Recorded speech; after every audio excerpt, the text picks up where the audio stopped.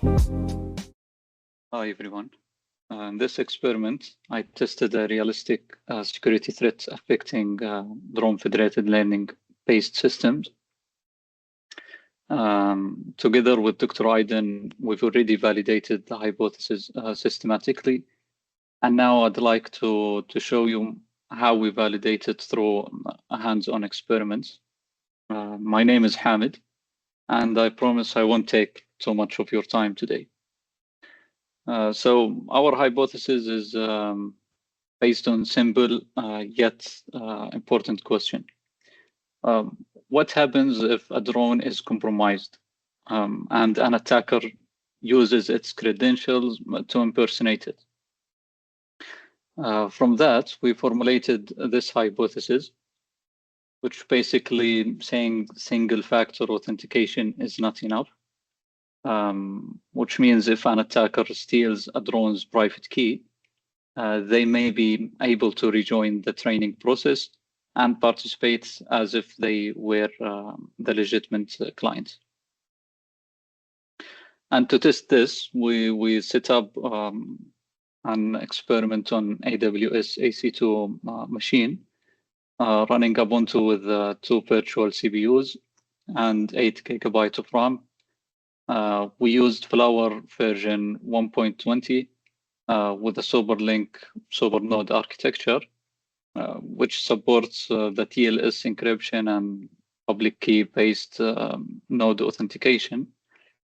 We launched 5 honest clients that collaboratively train CNN models on the Cypher10 dataset using PyTorch framework.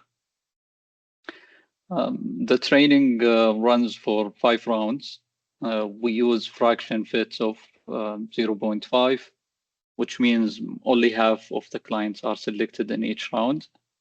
And each client performs 1 local epoch. So just to keep the setup simple and observable. And we tested 2 impersonation scenarios. In scenario 1, the attacker tries to join the training using the same credential as a legitimate client, while that client is still online. And in scenario 2, we first shut down the real clients and then launch a new client using the same key pair. As you will see in the demo next, Flower rejects the impersonated in scenario 1, but accepts it in scenario 2. And after the real client is disconnected. So let me walk you through a quick live demo of both scenarios. I'm already connected to the AWS cloud environment here. And you can see multiple terminals representing the 5 honest clients, 1 impersonated client, and the Flower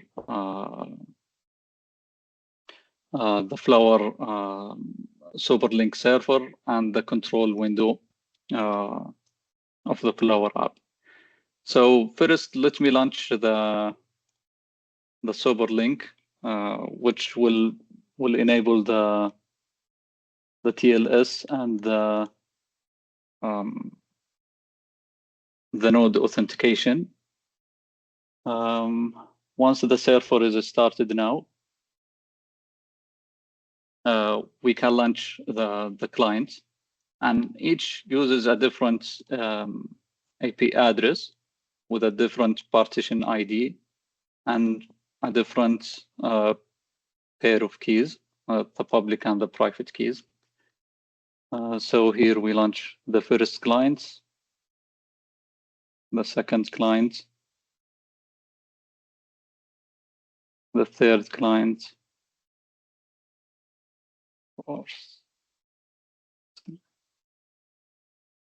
and after launching each of these clients, we can see here the server will assign ID for each client of these clients.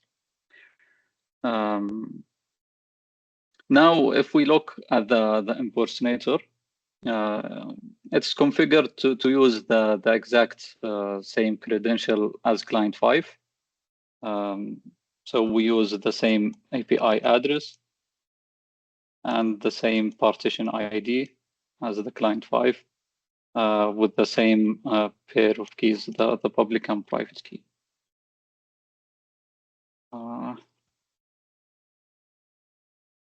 Okay. So once all clients are connected, now we can launch the Flower app to start the federated learning process. So we can launch the app from here.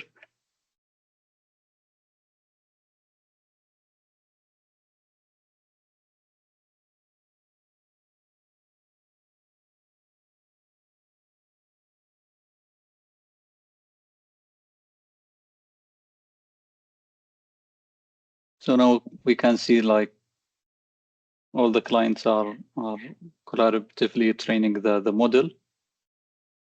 And we are in round 1 now. So if we try now to test the scenario 1, when I try to connect the impersonator while the client 5 is still online. So we run the impersonator clients, and we can see that the server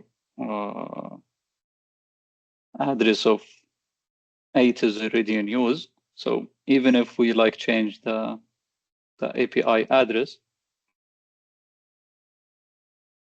so for example, we'll change it from 8 to 9, it will reject the training because the public key already in use. So now we can test the scenario 2, which is I will terminate the client 5 over here. So we shut down the client 5. And now the supernode terminated gracefully. So we can rejoin the training process again.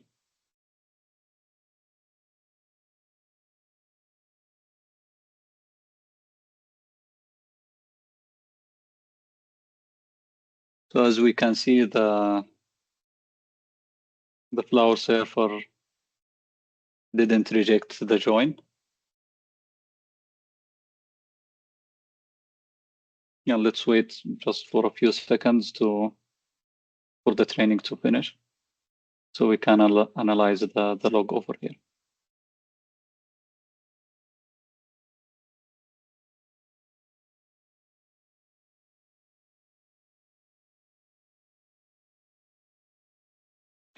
So now the federated learning have done. And we can see here from until round 3, the server was sampling 2 clients out of 5. So in the first round, we sampled 2 clients out of 5. Round 2, the same. Round 3, the same. And then in round 4, it dropped to 2 clients out of 4. So in this round, we terminated the client 5, or the client number 5. And then we rejoin using another client.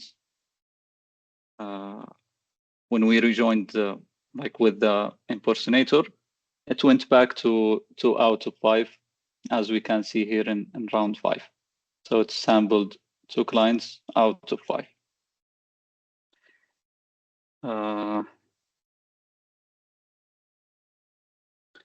So to conclude, here is an attack tree that illustrates how physical compromise of a drone can lead to full model infiltration throughout credential reuse. So our experiment validates the feasibility of step 2 in this tree, which is the attacker successfully joins federated learning after the the real client disconnects. From that point, the attacker could send malicious updates, which could be like poison the global model, or mislead downstream predictions, or even like trigger cascading failures in application like drone swarm. So this shows the federated learning system relying on only on single factor authentication are vulnerable in drone deployments, and that credential reuse must be treated as a serious threat. Thank you for listening.